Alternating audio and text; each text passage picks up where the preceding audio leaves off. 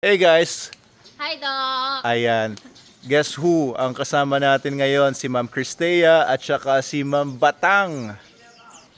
Ayan. So sabi ko, interviewin ko sila. Magtabi-tabi nga kayo para yan. Ayun, maraming salamat, no? Ambush interview ba to, Doc? Oo. Ambush interview dito sa Manalo Resort Hotel. Actually, sila ay nagstay dito kagabi and nag-swimming at pinagkaguluhan ng mga fans nila hindi doon. naman po, Doc. Natuwa lang sila at ako nakita din eh. Ay sabi nila, bay, gan layo daw ng abot ko. Ba't daw ako nakaabot na Rizal? Oo nga, natutuwa naman ako sa mga dalagitang ito. Kaya sabi ko nga, interviewin ko nga, biruin mo, meron kasi sila guys na, kung hindi nyo pa familiar, meron sila 1.8 million followers sa Facebook.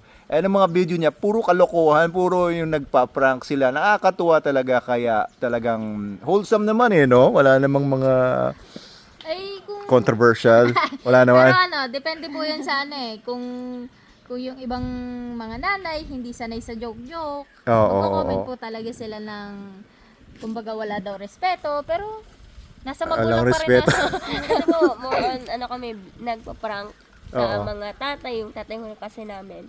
Ano yun, mainitin ho yung ulo, maligalig. Oo. Baga pag inasar namin, magagalit talaga. Eh, nakasanayan na po namin na ganun ang banding namin, na nag-aasaran kami. Mm-mm. Ay, kung sa ibang tao po na hindi sanay sa ganung banding ng magulang at anak, Oo. parang kawalan po ng respeto yon. Pero, Siguro kasi iba, dapat respeto nyo, hindi nyo ginaganyan yung tatay nyo, opo, yung mga ganun. ganon. Pero sa iba naman po, natutuwa sila kasi iba daw yung connections namin bilang mag-ama. Oo. Kasi nagagawa namin magbanding ng ganun.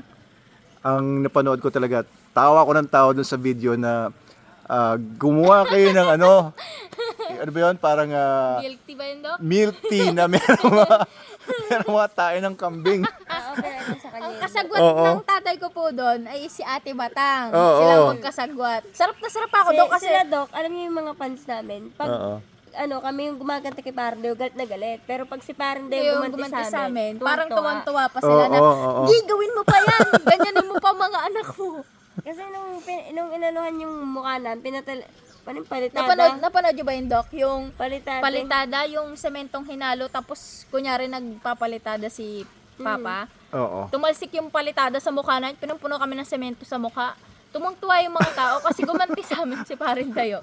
Oo. Hindi ko napanood yun. Natututo na siya mag-ganon. Natututo.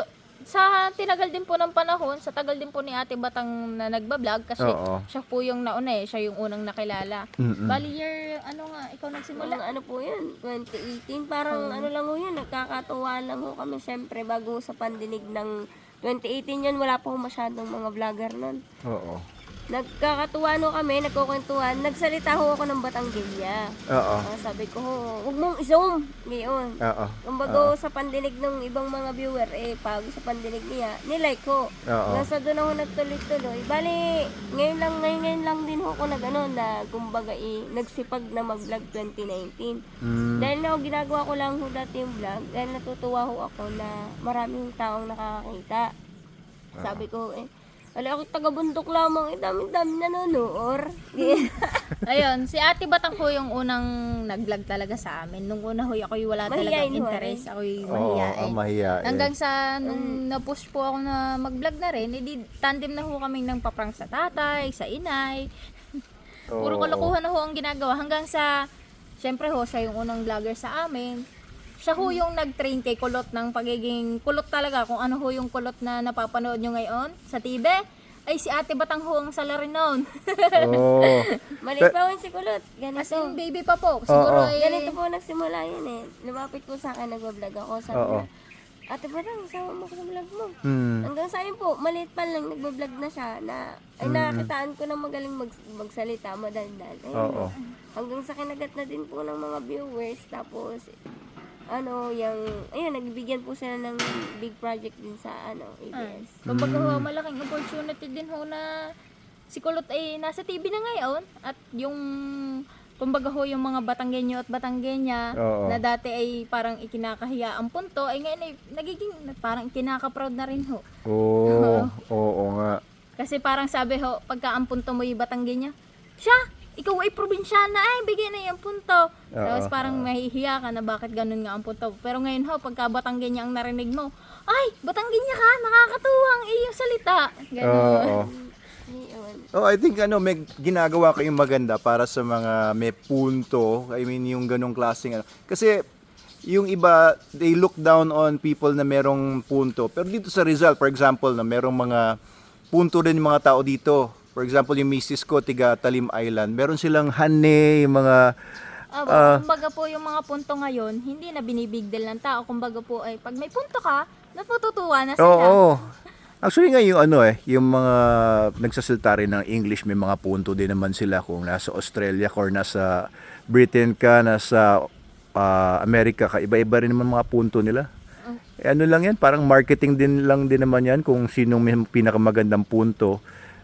Di ba, minarket lang naman ng mga French na maganda yung accent nila at romantic daw.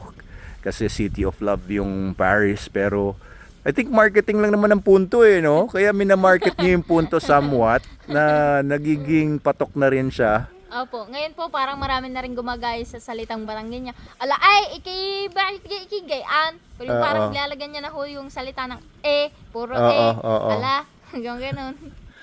Pero yung yung pagba-vlog sinimulan niyo pala ng mga 2019. So, 2018 po talaga nagsimula si ate. Tapos during pandemic po, doon po talaga siya mas minahal ng tao. Kasi Oo. syempre po, nung pandemic, nasa bahay lang tayo, bored na bored tayo. Oo. Parang ang laking tulong po na nung nagsimula si ate ng pagbablog, na nababawasan po yung mga homesickness ng mga taong nasa bahay. Oo. Kasi pandemic.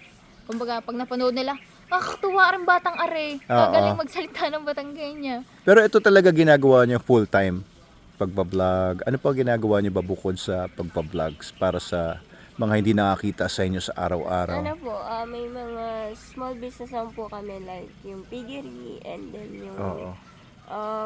minsan po nag-help din kami sa kay Parindeo sa mga gawain doon. Oo. Paring Deo yung tatay niyo. Apa, tatay. Paring Deo tawag mo sa tatay mo. Doon po siya nakilala. Kumbaga, hoy, parang dayo, kita babarek. Gayon, Oo, ganun po oo. siya nakilala sa Pero pag nagtatawagan kayo, Pero po, ang tawag po talaga namin sa tatay namin is tatay. Tatay. Opo, tatay Ano, dayo. Papa. Gusto Opo, tawag Papa. ko doon parang Deo, yan. oo. So Sa pati iba po, tatay niyo yung naging vlogger talaga, na rin. Walang galang pag gano'n. Tatay mo, tatawag mo pare. Oo. Kumpare nga naman yan. Kumbaga ho, sa mga nakakapanood ho sa amin sa pagbablog, ang tingin ho nila talagang yung buhay namin is parang scripted lang. Oo. Kung makakarating ho kayo sa amin sa Batangas, talagang kung ano ho yung nakikita nyo sa video, Oo. ganun sadya ang buhay namin. Talaga may piggery talaga Opo, kayo. Yun talaga piggery, yung may kambing, may baka. Dalawang inahin, awan ng Diyos. Dalawang ano pa lang naman po, dalawang inahin pa lang. Hindi Oo. naman po yung talagang piggering malaki. So talagang meron talaga kayong farm. Tapos yung piggery niyo, ilan na yung mga baboy niyo? Dalawa pa lang yun. Dalawa lang ba? dalawang inahin. Hindi ba po yung talagang napakalaki. Balak niyo bang palakihin yon o sagabal ba yon sa pagbablog niyo? Parang Dok, gagawin na rin namin siyang business kasi yun ho ang kagustuhan ng tatay Oo. Kumbaga ho, gusto niya rin na magkaroon ng sarili niyang alaga. Oo. Yung pagmamalaki niyang, may alaga ho siyang kahit na dalawang inahin. Oo. Pero anong nakikita niyo sa pagbablog ninyo? Gagawin niyo ba to habang buhay or parang meron kayong naisip na endpoint or end game? As long as Dok na may nanonood sa amin at may Oo. napapasaya kami, tutuloy po namin yung ginagawa namin. Oo. Kasi yun naman po yung parang pinakaunang dahilan kung bakit kami nandito sa sitwasyon namin ngayon Oo. Yung mga taong napapasaya namin. Pero kumikita kayo dyan sa pagpa-vlog. Opo, Dok. Kumikita po. Oo. Magkano kinikita niyo dyan? Ngayon, Dok, depende na Kasi sa raming vlogger ngayon.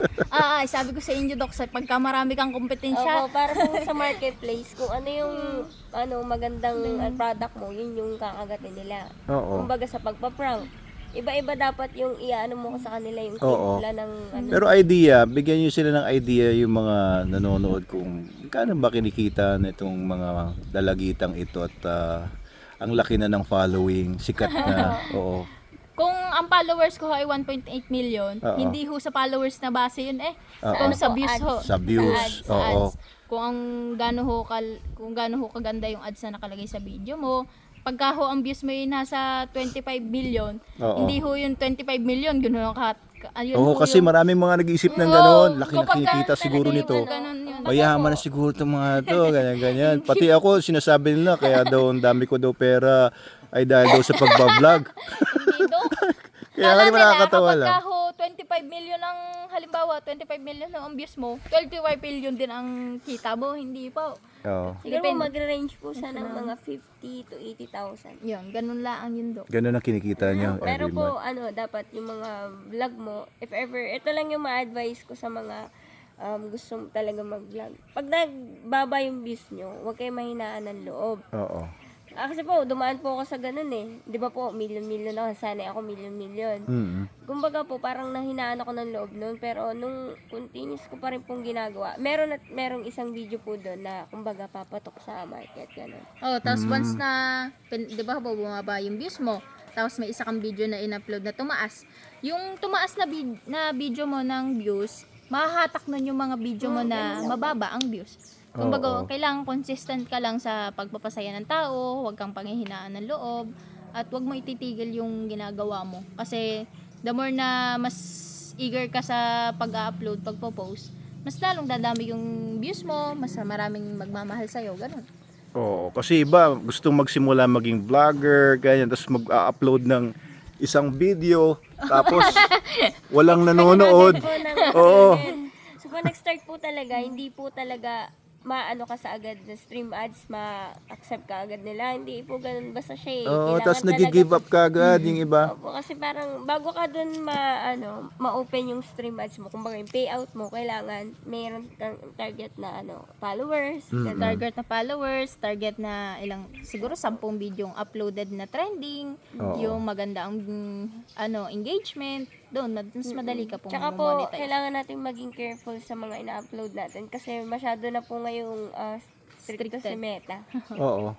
Madami na po, kahit yung mga anak natin na naglalaro mag-isa, na i-release natin, hindi po nila inaalaw yun, lalo na kung Kung walang na-detect nila dangerous yung kumbaga sa playground, ganon, sa swimming pool, ganon po. pag nagsiswimming mag-isa yung anak mo, Oo. tapos walang lifeguard, madedetect niya na Opo, kasi system pa yun, robot yung nag-aano.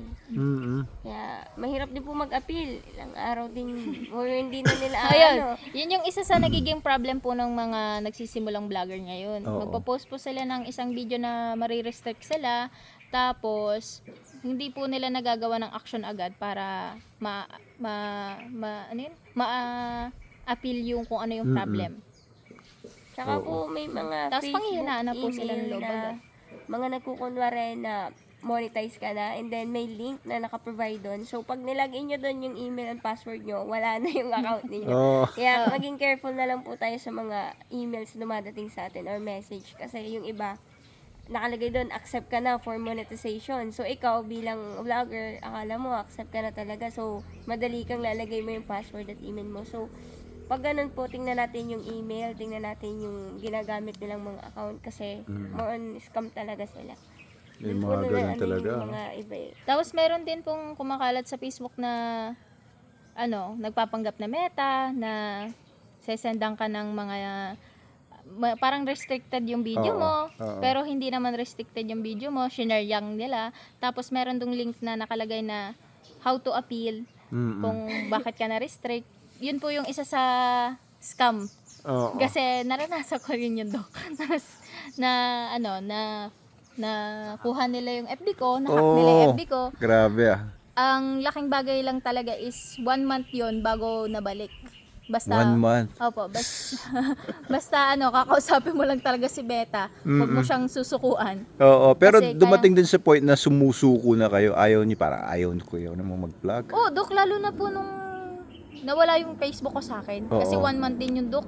Parang sabi ko, wala nang pag-asa tong bumalik. So, parang nag-iisip na ako kung ano yung next na gagawin ko. Oo. Kasi syempre, Dok, mahirap na magsimula ulit eh. Oo. Gumawa ako ng another Facebook account ko na sa laking bagay dahil doon ko po napatunayan na nawala man ang Facebook ko. Oo. May mga tao talagang solid na nagmamahal sa'yo. Kasi, Dok, siguro wala pang 1 month or wala pang 1 month, nag 100k followers agad ako eh. Oo. Ayos ah. Ayun. doon mo mapapatunayan na mawala man sa'yo lahat, may mga taong mag-i-stay. Wah, hugot. Parang Oo. Oo nga, Ay, yung interview nito. sabi ng mga viewers na haba na ba? Sige, paikli lang natin. Yung interview ni Doc, baka Oo. ng buhay. Hindi, kasi hindi, ibang angulo lang kasi to. Kasi yun nga, nakakatuwa nga, very successful kayo doon sa ginagawa ninyo sa pagpa-vlog, sa Facebook. Ito, gusto ko lang paano nyo ginagawa yung proseso? Paano kayo nag-iisip ng, ito, iba-vlog natin to, ito, ipa-prank natin, ganito. Pero minsan po, nakadepende talaga yun sa mood ng artist eh. Oo, Lalo na yung tatay namin, maligalig po yun. oo, Kailangan nakabase kami sa kung ano yung mood niya, Doc. oo. Kasi pag wala po siya sa mood, talaga hindi po kami makakapag-vlog. Manigalig mo kasi yung tatay namin. So, tinatiming nyo rin sa Opo. mga mood ninyo. Hindi kayo basta-basta nagbablog na Opo, lang. lalo na po pag, ayun si Kulot, pag ano po siya, hindi po siya gusto niya maglaro, Oo. dahil alam po namin siyang maglaro. Oo. Kasi minsan po, 'di ba, pag medyo nadidrain ka na, hindi mo na din alam kung paano magsasalita sa camera, Oo. gano'n. So, pag hindi po talaga yung isa, kumbaga, okay, hindi po talaga, kumbaga, magagawa ng ayos yung vlog. Hindi po pipilitin, kumbaga. Everyday ba kayo nagbablog? Hindi po. Hindi po, Doc. Minsan Oo. nga po, 1 week, wala kaming posting eh. Oo. So, paano nyo Wala paano kayo kang vlog. nagde-decide na ngayon tayo magbablog? Parang nga ano, Doc, kumbaga kung kailan lang kami okay, kung kailan kami masaya, kung kailan namin feel na gawin tong isang bagay, Oo. tapos nagkakasundo kami sa mood namin, Oo. doon po kami magbablog. Pag hindi nyo feel, hindi kayo magbablog. Opo, para po Oo. walang pressure. Tama. Pero Oo. kapag ka, Doc, marami kang bayarin, kailangan mo mag-vlog talaga. Talaga? Tinatamad ka, kilos ka. Oo. Kasi Tayo, kung wala, may bayarin tayo, hindi pwedeng ganito tayo. Tamad. Hindi po rason Yun ang motivation, kasi Doc. Hindi kasi rason yun, Dok, eh. Yung tamad ka, tinatamad Opo. ka. Kasi, Dok, ang pagbablog kasi hindi lang siya basta magsushoot ka lang. Oo. kailangan, Ano talaga yung pag-iisipin mo kung ano yung magiging outcome nito eh. Oo. Halimbawa, sa mga prank videos. Kasi more ang gusto po ng mga viewers namin, yung tatay namin nagagalit. So, pag gusto kulang gusto yung, talaga ito ni- ha, pag kulang Oo. yung acting ng tatay namin nun, magalit ka nga kasi! Oo. ayun, magagalit ho siya. Oh, Kaya ganun po. minsan, pagka wala din ho siya sa mood, tinutuloy namin ang pagbablog namin Oo. kasi galit siya eh. Wala, Kumbaga po sa isang teleserye, may script. Kumbaga po sa amin, may scripted din minsan. Oo. Kasi minsan talaga pag tinatamad ka, yung kulang yung ano mo, yung kumbaga pagsalita mo, yung reaction mo. Kaya minsan tinutulak namin siya na ganito, ganyan. magalit ka nga. Oo, gano'n po. Nakakais tong mga bata ito. Lagi nyo na lang ako pinagdidiskitahan. Ngayon. Pero ano yung pinakagusto nyo sa ginagawa nyo sa pagbablog? Is it fame? Is it income? Is it yung creativity? Anong motivation nyo? Bakit nyo ginagawa yung pagbablog? Ano po, Dok, masaya lang kami sa ginagawa namin. Tapos parang yun yung isa sa bagay na nakakatulong sa amin para magkaroon kami ng connection sa magulang namin. Parang yun na yung isa sa bagay na nakakapag-banding kami. So parang libangan nyo lang yan. Parang ganun nga, Dok. Kasi, Dok, pagka ginawa mong trabaho ang Oo. isang bagay, parang doon ka madedrain. Yun, ano? Oo. Tama nga, no? Pag masaya ka sa ginagawa mo, hindi ka mapapagod. Di ba, Dok? O, ikaw, masaya ka sa Oo, alam nyo, kaya gusto ko sila mag-interview. Gusto ko makita kasi yung thought process nila. Kasi kilala ko lang sila bilang mga vlogger, napapanood ko sila sa mga vlogs nila. Pero this is something new, no? Na-interview na ba kayo na ganito? Ambush Tungkol- interview nga to, oo, Dok, eh. Kayo oo. lang nag-interview sa amin ng ganito. So, hindi nyo pa na-reveal yung mga ganyan sa Hindi ibang pa, Dok. Oh, di ba? Sa inyo Kasi, pa lang. alam nyo, hindi ko naman in-expect na dadami ang views nito. Kasi, syempre, yung mga tao gusto nila yung entertainment, yung mapaprank sila. Pero ako kasi yung mga videos ko, it's more of documentation, more of yung may gustong matutunan yung tao specifically doon sa topic na pinipresent ko. Either rabies man yan, either tungkol sa dog food. Ito naman, at least nandito sila Ma'am Cristea at saka si Ma'am Batang. Oh, di ba? May matutunan tayo, di ba? Opo. Sa particular na ginagawa nila, yung Kaya kung gusto pagbablog. nyo hong pasukan ng pagbablog, go lang kung kayo, kung kayo'y masaya doon. Ano nga? Yun, dapat masaya ka lang, no? Opo, masaya Pag ka hindi ka lang. masaya, iba na lang gawin mo. Totoo totoo yun. Meron nga po ng mga nagbablog ngayon, lahat ginagawa talaga. Oo. Tumbling dito, tumbling doon. Kaya nga, di ba? Tapos minsan, ibang klase na yung mga ginagawa nila na nakakasakit na sila or parang offensive na yung ginagawa nila. Parang hindi na talaga Opo, tama. minsan kasi may magagalit talaga pag hindi nyo po nasabihan na ganito yung, kumbaga po parang biglaan. Oo. Meron po kasing hindi kaya i-take yung prank. Opo. Mm-mm. Kaya mahirap po mag-public prank kasi may mga tao talagang hindi natin masasabi kung ano yung ugali niya. Oo, Minsan Pipikon. offense sila. Opo, kaya Kailangan po kasi natin irespeto kung ano yung bawat damdamin or reaction ng isang tao. kaya Kasi po kami yung nanay at tatay namin, pinarap namin. alam na po namin yung ano, Oo, alam na oo. po namin yung ugali Kaya nila. kayo lang talaga. Opo, kumbaga, kung maprank man namin sila at magalit sila, hindi po tatanggal yung galit nila ng isang araw. Gagante Oo. lang po yun. Wala na yung Parang prank. katuwaan na lang din po. Ganun lang. Oo nga ba ng vlog natin. Pero nakakatuwa kasama natin tong dalawang magagandang dalagang ito dito sa Manalo Resort. Actually, nandito sila dahil mag-graduate si Turon, yung golden retriever nila sa Manalo K9 Basic Obedience. Kaya dito na rin sila nagstay kagabi, nag-swimming sila dito sa Manalo Resort Hotel, nag-coffee sila sa Manalo Cafe. Kaya, ayan, Sa relaxing. sa mga taga rin ni Jose Rizal, lalong-lalo na ho din malapit sa Manalo Resort, pagka naghahanap po kayo ng liguan at kayo init na, pwede ho kayong tumalon doon sa swimming pool pagkakalaki. Perfect po siya sa mga kids at saka po sa mga adult kasi malaki po yung pool nila, may pambata at saka pang matanda. Kahit lumublob kayo hanggang gabi, alas 4 daw ng umaga Opo, bukas. bukas pa. Tapos may lifeguard sila. Tapos pagka nagugutom naman ho kayo, meron silang dito, Manalo Cafe, pwede ho kayong magkape at kumain. Masarap ho ang pagkain nila, hindi ho biro. Di ba, Doc? Oo. Oo, di ba? Sobrang sarap. So ito kasi sila Ma'am Batang at saka si Ma'am Cristea.